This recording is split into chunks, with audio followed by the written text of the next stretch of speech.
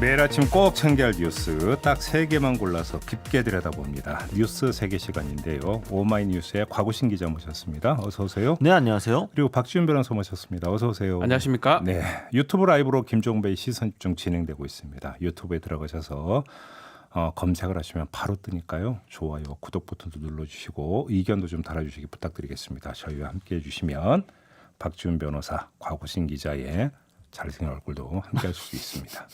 왜요? 네, 아니, 조지 클루니를 보기 위해 조지 클루니 보시겠죠. 보러라도 좀 돌아주세요. 저야 뭐부터 가는 네. 거고. 센스가 대단한 것 같아요. 저희는 뭐 봐도 그만이고 안 봐도 그만인데 네. 클루니 좀 보러 오십시오. 아니 변호사님도 팬 많으시잖아요. 없어요? 네, 센스 좋아. 네. 자, 첫 소식 가시죠. 네, 지난번 부산 비피에 이어 대전과 전북 지역에도 최대 200mm까지 집중호우가 내리며 사망자까지 나오고 이재민도 속출하고 있습니다. 금강에는 홍수특보가, 한강과 영산강에는 각각 홍수주의보까지 내려졌었는데요. 특히나 지금 장마전선을 밀어내야 될 북태평양 고기압이 기상이변으로 잘 형성되지 않으며 당분간 더 한반도에 정체할 전망이라고 합니다. 그러게요. 상당히 긴 장마인데 네. 지금 뭐 이게 8월까지 넘어간다는 거잖아요. 네, 8월까지. 네. 아무튼 일단 좀 피해 규모부터 한번 좀 정리를 좀 해주시죠. 네, 일단 중앙재난안전대책본부가 어제 오후 7시 반 기준으로 발표한 내용을 보면 이제 일단 침수된 대전의 한 아파트에서 한 명이 숨지었다고 합니다. 다만 이제 사인은 병사로 추정되며 직접적인 사인은 좀 조사 중이고요. 예. 또 한 명이 감전으로 인해 경상을 입기도 했고 침수된 아파트에서 이재민이 다수 발생했습니다. 전국적으로는 100명 정도가 집계가 됐고요. 대전이 가장 많았습니다. 예. 또 뭐 이 주택 103동을 비롯해 건물 115곳이 침수됐고 차량 침수, 주차장, 비닐하우스, 농경지 등 침수가 잇따랐고 충북에서는 뭐 저수지가 유실되는 경우도 있었고요. 경부선 일부가 유실되기도 하고 전신주가 넘어지거나 주택이 파손되는 등 뭐 도로나 토사 유출 등으로 제방 유실까지 이어지고 있습니다. 저도 영상으로 이제 아파트 침수 상황을 네. 영상으로 봤는데 거의 1층이 다 예, 잠겨버리는. 비가 엄청 합니다. 그러니까 뭐 200mm가 왔다고 했나요? 최대 200이었습니다. 그러니까요. 이게 이제 뭐 그러니까 조금씩 이제 오랜 기간 동안 내린 게 아니라 네. 한 순간에 내려버렸어요. 한 순간 내리 그게 착 차버리는 것 같더라고요. 그러니까요. 예. 그러니까 결국은 뭐 그러니까 차들이 전부 다 이제 물에 잠겨버리는 침수가 이런 되고, 상황이 예. 돼버리는데 거기다가 이제 이 아파트가 좀 약간 저지대에 있는 아파트다 네. 보니까 역류하는 이런 현상까지 있었다는 거잖아요. 근데 아무튼 지금 비가 더 온다는 거 아닙니까? 네, 그렇습니다. 중부지방을 중심으로 다시 비구름이 모이며 새벽부터 비가 좀 왔고요. 좀 장마전선이 강해지면서 충청과 전북 지역에서는 150mm까지 최대 많은 비가 내릴 것으로 보이고 있습니다. 지금 예. 중부 남부지방 장마가 40일을 향해 가는 중인데요. 남부는 이제 오늘로 장마가 끝날 가능성이 크지만 중부는 이제 오는 1일과 3일 다시 비가 왔다가 4, 5일 정도의 소강 상태를 보이고 또 다시 비가 와서 10일 이후에나 좀 장마가 끝나지 않을까 예상이 되고 있습니다. 제주도는 이제 28일로 장마가 공식적으로 끝났고요. 기상 관측 사상 22년 만 최장 기간이었던 49일로 기록됐습니다. 아니 근데 왜 이렇게 장마가 긴 거예요? 아무래도 좀 기후 변화에 대한 영향이 많이 큰 것 같다는 게 전문가들의 분석입니다. 네. 전례 없는 폭우와 폭염이 좀 교차를 하고 있고 날씨가 좀 예측하기 어려워진다는 건데요. 예. 환경부와 기상청이 이제 보고서를 낸 게 있습니다. 최근에 한국 기후 변화 평가 보고서 2020에는 네. 이 전 지구적인 온난화 현상으로부터 영향을 받은 것으로 보면서 뭐 내용들을 좀 보면 100년 뒤에는 강원도에서 감귤을 키우고 사과는 아예 한반도에 사라질지 모른다. 뭐 이런 얘기도 있고요. 실제로 지금 올해 사과 농장 대부분이 폭염으로 흉작이라고 합니다. 결국 이제 탄소 배출 억제 같은 전 지구적인 변화가 없으면 이런 현상은 계속될 수밖에 없다. 위로 지금 올라갔다는 거잖아요. 강원도에서 귤을 키운다고요? 와. 그러니까요. 이게 그러니까 이제 그 찬 공기하고 더운 공기. 네. 그러니까 이제 밀고 당기는 이 과정에서 그런 장마 전선이 형성이 되고, 그다음에 이제 밀고 올라가면서 그러니까 이게 이제 북태평양 고기에 쭉 더운 공기가 밀고 올라가면서 그리고 이제 끝나고 이런 그러니까 상황이 발생이 되는데 이게 지금 기후 변화 때문에 이 균형이 깨져버렸다는 얘기가 되는 거죠. 뭐 이게 지금 인근 저기 중국이나 일본도 장마가 중국은 폭우가 지금 뭐 쏟아졌거든요. 난리가 지금도 아닌데. 그렇고요. 네. 이게 뭐 전 지구적 현상이 아닌가. 특히 좀 이쪽 아시아, 동아시아 쪽도 그렇다는 생각이 좀 듭니다. 그러니까 이게 뭐 일시적인 기상 이변이면은 또 모르겠는데 그러면 뭐 그래도 다행인데 이게 그게 아닌 것 반복된다면 같아요. 이건 좀 그런 거죠. 그러니까 제 기억이 그 정확한지는 모르겠습니다만 제 기억 속에 있는 것은 87년에 엄청난 수해가 난 적이 있었습니다. 기억납니다, 저도. 예. 87년 여름에 그때 그 뭐 600mm 이렇게 네. 왔던 걸로 제가 기억이 나가지고 거의 단기간에. 충남 부여 이런 지역 같은 거 완전히 물에 잠겨버리는 이런 현상이 있었었는데 뭐 그때는 이제 그냥 기상 이변 이렇게 이제 얘기를 했지만 지금은 이게 어떻게 보면 이제 기후 변화에서 그러니까 따라서 나타나는 현상이니까. 그래 돼 가지고 만약에 매년 이렇게 반복이 된다 그러면 이것도 심각할 것 같습니다. 네, 지금 아이작 스톤님이 유튜브에서 아이작 스톤님이 좀 주셨는데 지금 전주는 하늘에서 으르렁거리고 있다고. 이게요. 이게 좀 시적인 표현인데 뭐 좀 번개나 천둥이 친다 이 그러니까 말이겠죠. 아마 예. 이제 그런 것 같아요. 이제 비가 이제 쏟아지는 뭐 예고다 이런 얘기가 되는 거겠고요. 성주대구님은 대구는 비가 그쳤다고.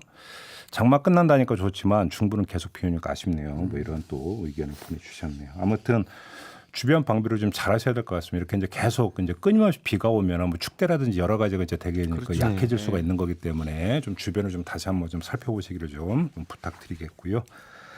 자, 두 번째 뉴스로 넘어가죠. 네, 더불어민주당 정부 청와대가 국가정보원의 명칭을 대외안보정보원으로 바꾸겠다고 밝혔습니다. 국내 정보 수집과 정치 개입을 엄격하게 제한을 하고 국정원의 역할을 해외 안보 업무에 국한에 집중하겠다는 건데요. 이로써 지난 5.16 군사쿠데타 당시 생겨났던 중앙정보부에서 출발해 국가안전기획부를 거쳐 국가정보원으로 개명된 국정원이 네 번째 이름을 갖게 됐습니다. 네, 이게 이제 이름만 바뀐 게 아니라 이제 상당히 이제 그 기능 조정이 있게 되는 거 아니겠습니까? 네, 이제 어제 뭐 당정청 협의회에서 나온 국정원 개혁 방향을 좀 보면 이제 조성식 민주당 정책위의장이 좀 설명을 했는데요. 네. 뭐 투명성을 강화해 정치 참여를 그렇게 제한한다라고 이야기를 했고요. 국정원의 직무 범위를 이 국내 정보 및 대공수사권을 삭제하고 국회 정보위, 감찰실 등을 통한 내 외부 통제 강화, 또 직원의 정치 관여 등 불법 행위 시 형사처벌을 강화하는 등의 내용을 담도록 했습니다. 이름 무섭잖아요. 이 정보 뭐 중앙정보부, 안전기획부, 네. 국가정보원, 대외안보정보. 이제 대외안보정보원 하니까 안 무서워 보이긴 한데 네. 좀 길어요. 어떻게 줄일지도 줄여 걱정이네. 안정원. 대정원, 안정원이 되지 않겠습니까? 안정원 무슨 약 이름 같은데. 예.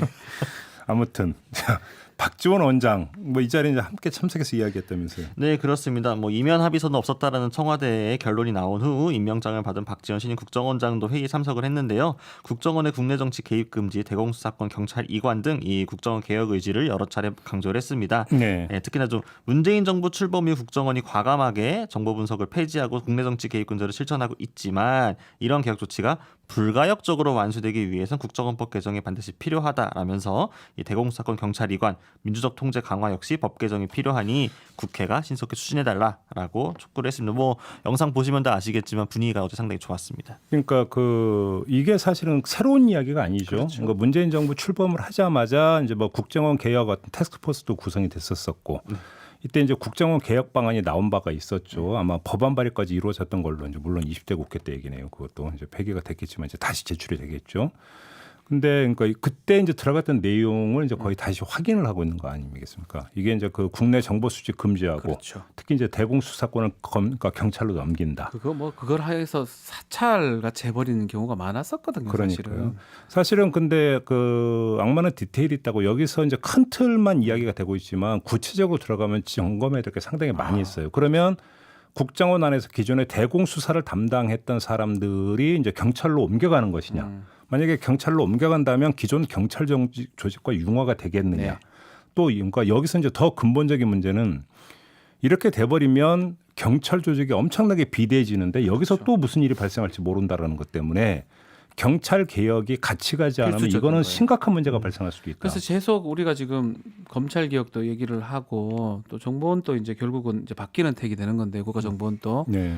근데 문제는 그 개혁의 거의 중간에는 다 경찰이 있습니다. 네. 검경 수사권 조정하면서 경찰이 많이 가져가게 되고요.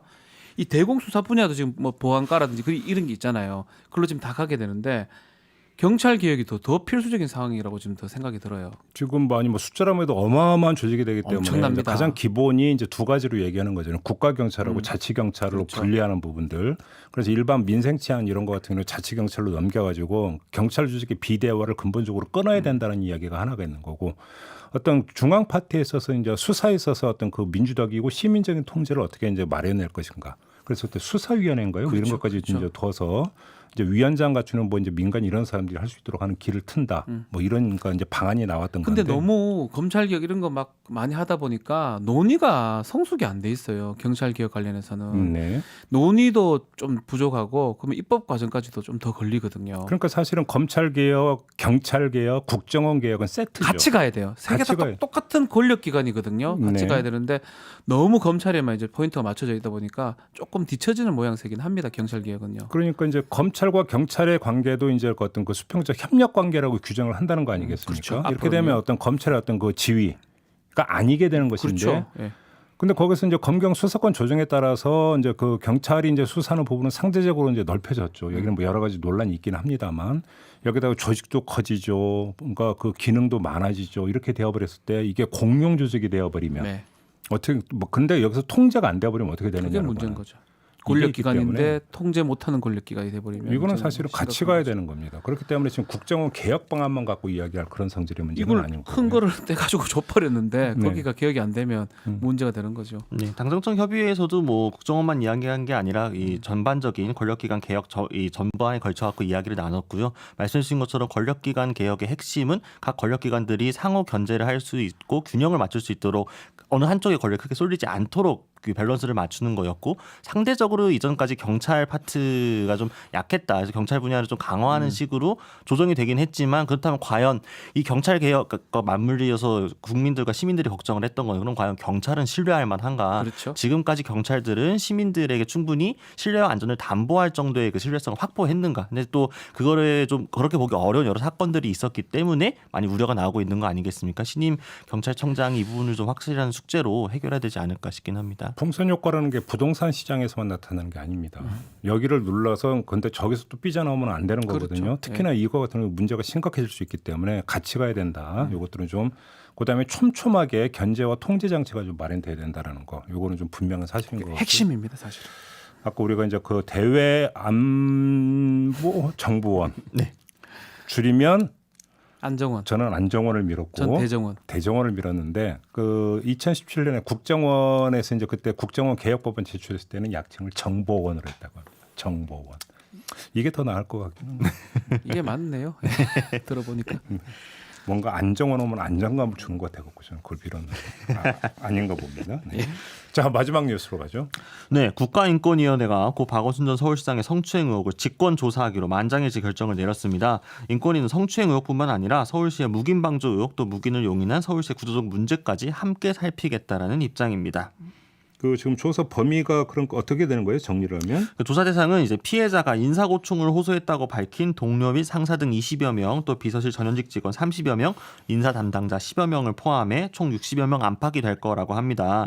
인권위는 일단 전담팀을 꾸리고 정해진 기한 없이 충분히 조사를 하겠다는 입장인데요. 서울시는 기본적으로 인권위에 적극 협조하겠다라고 이야기했습니다. 그 정해진 기한 없이 충분히 조사하는 건 좋은데 세워라 내워라가 돼버리면 또 안 그럴 되는 거 아니겠습니까? 가능성이 네, 그렇습니다. 결국 강제 근데 처분권이 없는 바로 거니까요. 그 점 때문인 거잖아요. 세워라 내워라로 갈 가능성이 있는 게 조사에 이제 한계가 있으니까 네. 수사권이 없으니까. 그렇죠. 아니, 사실은 이 많은 사람 조사한다고 하는데 예컨대 수사권이 있다면 순서대로 부를 수도 있고요. 혹시 안 나온다면 좀 뭐 영장 얘기도 될 수 있는데 네. 세월아 내월아 안 나올 수가 있습니다. 또 그리고 필요한 게 뭐 휴대전화라든지 통화 내역 이런 걸 확보를 좀 하는 게 좋은데 네. 그것도 강제 처분이기 때문에 어렵거든요. 그게 가장 한계 같아요. 결국은 임의성, 자발성을 바탕으로 조사를 해야 되는데 과연 끝까지 다 협조를 해줄지 모든 사람이 협조를 해줄지 네. 그 부분은 사실 쉽지가 않습니다.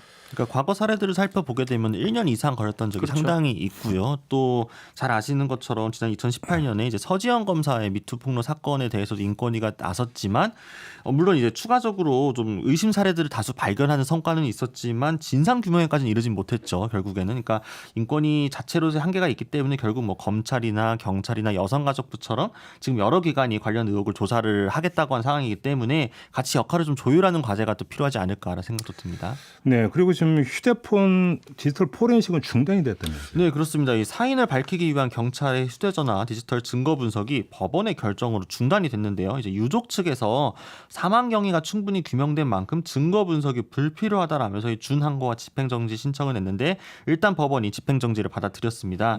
박 전 시장의 휴대폰은 이제 유족에게 반환되는 건 아니고요. 봉인된 상태로 경찰청에 보관이 되고 있다가 이 준항고 결정에 따라서 처분이 될 예정인데요. 네. 이 법원의 준항고 결정이 최종적으로 내려지기까지는 약 한 달 가량이 걸릴 것이라고 예상하고 있습니다. 사실은 이 영장이나 이런 거 자체가 조금 문제가 있었을 것 같아요.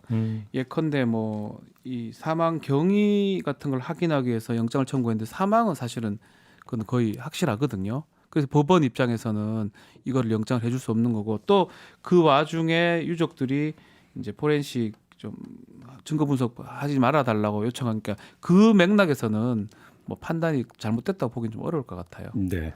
그리고 어제 중과 또 눈길을 끌었던 뉴스 가운데 하나가 이수정 교수가 이제 미래통합당에 합류했다는 소식 아니었어요? 네, 이수정 경기대 범죄심리학과 교수 워낙 유명하신 분이죠. 통합당 성폭력 대책특위에 합류를 했습니다. 그간 좀 상대적으로 뭐 진보적 인사 아니냐 이렇게 분류하는 시선도 있었는데 이 여권의 피해 호소인 단어 사용 등에 대해서는 예전부터 강하게 비판을 해왔던 분이죠. 네. 본인이 이제 정당원으로 가입하지도 않았고 앞으로 정치를 할 생각이 없음을 분명히 밝혔습니다. 네. 다만 이제 좌우 여야를 떠나서 성폭력 연관 자문위를 합류하게 됐음을 언론을 통해 설명을 했고요. 네. 특히나 좀 눈에 띄는 건 가부장적인 통합당 안에서 여성 정치인들의 목소리에 좀 보탬이 되기 위해서 민주당보다 상대적으로 약한 곳이라 들어왔다라고 강조를 많이 했고요.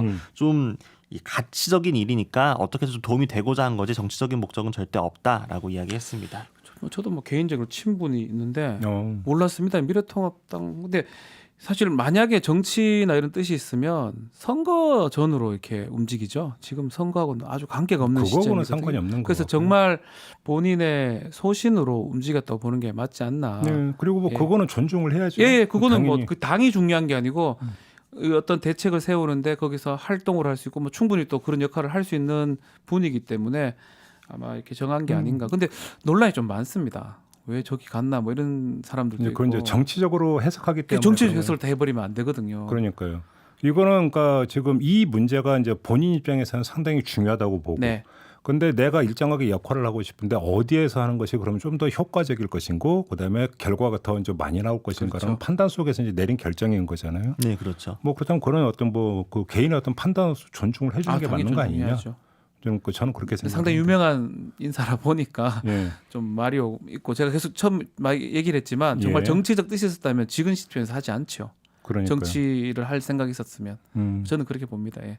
뭐 이수정 교수 본인께서 뭐 어떤 생각을 갖고 있을 거라고는 그러니까 정치적인 그런 건 전혀 그렇죠. 아닐 거라 전혀 저도 없는 생각은 것 같아요. 하고요. 네. 다만 이제 이수정 교수 본인께서 좀 올곧은 뜻을 갖고 있다고 하더라도 당에서 이수정 교수를 정치적으로 활용하려는 혹시 그런 꼼수는 없을까 그런 고민이 조금 들기는 하는데 근데 통합당에서도 사실 좀 최근의 움직임들을 보면 맞는 지적을 하기도 하지만 이건 또 정쟁을 끌고 가는 거 아니냐 이제 이런 부분도 있잖아요. 좀 구분을 해가지고 아니 이 당이 정말 정신 차렸다라는 이야기를 국민으로부터 들으려면 이럴 때일수록 잘해야 되지 않나 생각이 좀 듭니다. 그러니까요. 이제 그 또 하나의 어떤 역할 가운데 하나로 본인이 그렇게 설정을 하고 있는지 잘 모르겠습니다만 정치권의 뭐 여야를 그러니까 그 막론하고 정치권의 성인지 감수성에 대해서 쓴소리를 하고 또 거기에 대해서 해법을 제시해주는 역할이 된다면 그 자체가 뭐 생산적인 결과를 끌어낼 수 있는 게 아닌가. 그런 역할을 하고 싶지 않을까 생각이 들어요. 네, 그래서 먼저. 한 것 같아요. 그러게요. 어떤 뭐 그러니까 미리 어떤 그 예단을 해서 지켜볼 필요는 없는 것 같고요. 앞으로 이제 뭐 메시지라든지 그런 주목을 해야 되겠죠. 우리가. 어떻게 이제 그 활동을 하는지를 좀 보면서 평가를 해도 되지 않을까 그렇게 생각합니다. 굳이 뭐 정착해서 그렇게 과도하게 할 이유는 없을 것 네. 같다. 이런 말씀을 좀 드리면서 오늘 뉴스 세계는 마무리하도록 하겠습니다. 곽우신 기자, 박지훈 변호사와 함께했습니다. 고맙습니다. 감사합니다.